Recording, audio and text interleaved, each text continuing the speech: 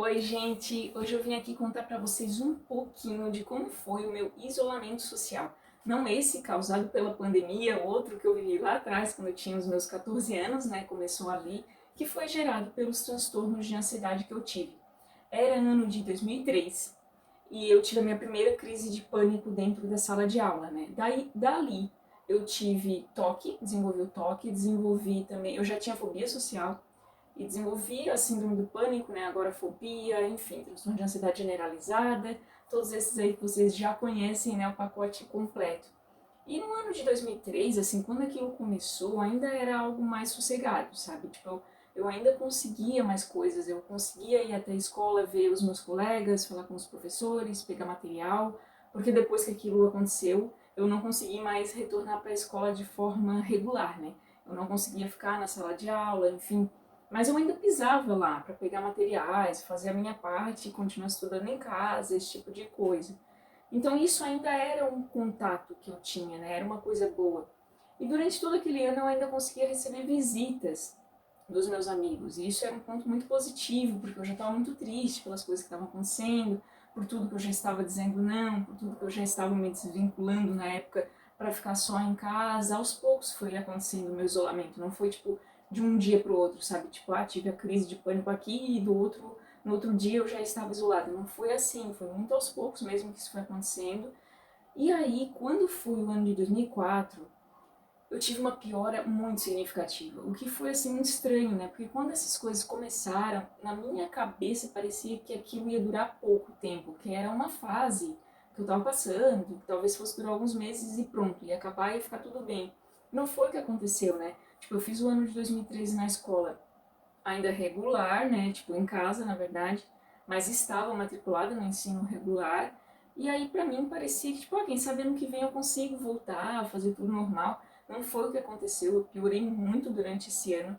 E quando chegou 2004 foi, tipo, o auge de tudo, onde eu realmente me vi muito mal. Fiquei afastada de todo mundo da escola, eu não conseguia mais ir até a escola, tinha muito medo de ter uma crise lá. Eu também não conseguia mais receber amigos em casa, nem familiares. O meu círculo social realmente foi reduzindo demais. Tinham dois pensamentos que tomavam conta, né, de tudo isso, que era o medo de passar mal na frente de alguém, e por isso eu não conseguia ir até a escola, eu não conseguia ir até outros ambientes, eu não conseguia receber ninguém em casa. E o outro pensamento era tipo, e se eu passar mal em casa, né, não tiver ninguém para me socorrer? Então eu também não conseguia ficar sozinha em casa.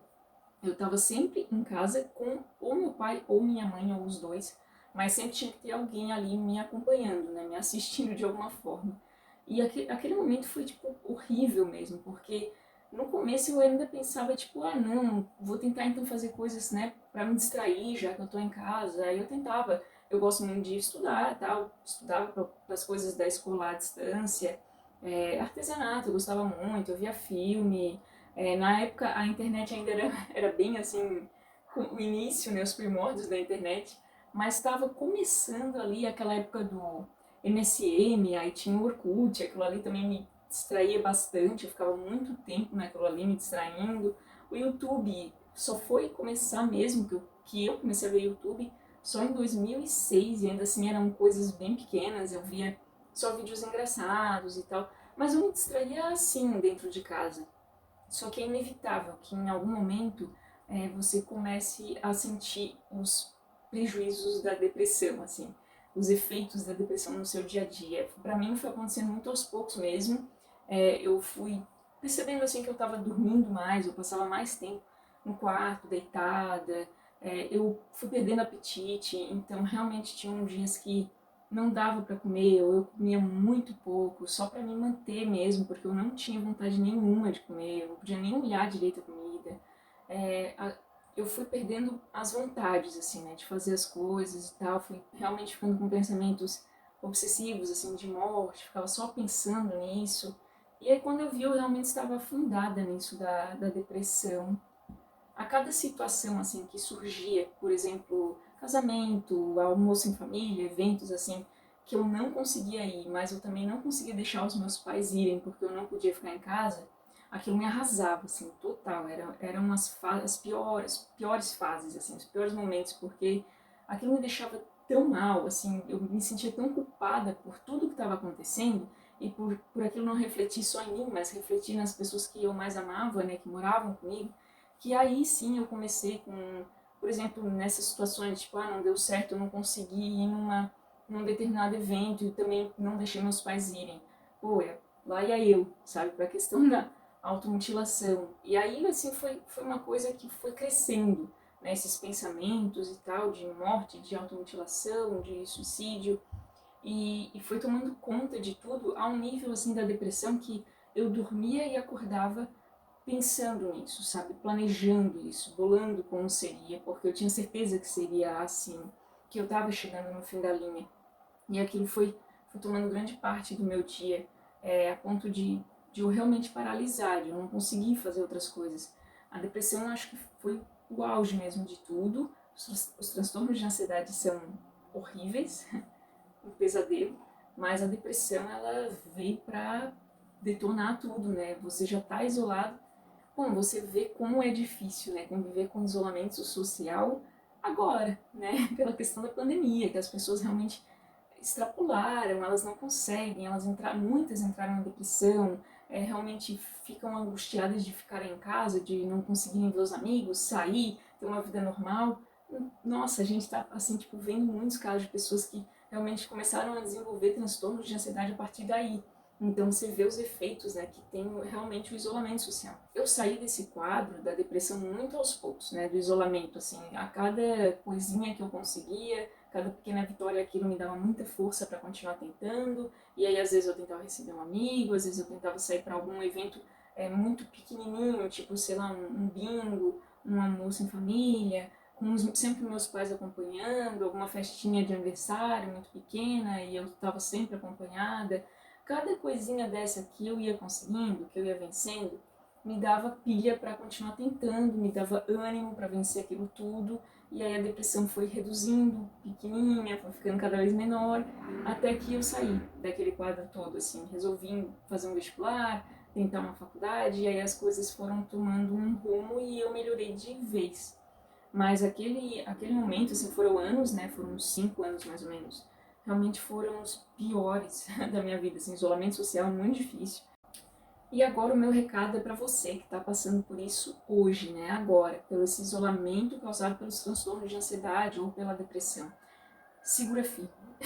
Segura firme porque você vai sair dessa. Pode levar anos, eu não sei o tempo, ninguém sabe, mas tudo tem uma razão de ser e tudo tem um tempo para ser, sabe? Para existir. Não existe milagre, não existe a cura de um dia para o outro. Isso tudo, esse processo todo, é fundamental para você se tornar alguma coisa que você tem que se tornar, sabe? Eu hoje olho lá para trás e eu vejo, meu Deus do céu, como foi que eu segurei, né? Como foi que eu aguentei. Simplesmente assim, não sei. Eu realmente não sei. Tiveram momentos em que você fica de cara a cara com aquele momento, né, de decidir ou não pela sua vida. E, sinceramente, eu não sei o que me parava. Mas o importante é que me parava. De alguma forma, alguma coisa lá dentro dizia que em algum momento eu ia vencer. E que aquilo era o que eu mais queria. Por isso que eu digo para você segurar firme, sabe? Eu sei que não é fácil. Terão dias insuportáveis. Terão dias que você realmente vai achar que é o fim da linha. E nesse momento que você achar que é o fim da linha, não pense. Não faça nada, simplesmente vai para um canto, bota uma música, sei lá, bota uma sua música preferida, sua banda preferida para tocar e só tenta focar naquilo ali, sabe? Não fica pensando, tentando adivinhar como vai ser, tentando ter pressa para sair daquilo ali. Respeita o seu momento, sabe? Eu acho que isso é o mais importante. Eu só digo para você que, olhando para trás, toda a dor, todos os momentos mais difíceis que eu passei valeram muito a pena. Tudo que eu vivi depois daquilo ali valeu a pena cada segundo que eu passei mergulhada dentro daqueles quadros do transtorno de ansiedade, sabe? Da depressão. A gente sabe como é duro, né? E como as pessoas banalizam e falam besteiras em torno disso. Ignore. Pense somente em você, no seu bem-estar, na sua vida, na sua saúde. Ignore. Ninguém sabe a sua realidade, a não ser você mesmo. Eu só tenho isso para te dizer, sabe? segura firme. Eu tenho certeza que você vai vencer. E que é isso o seu maior desejo. É esse, sem dúvidas. Tá bom, gente? Um beijo e tchau.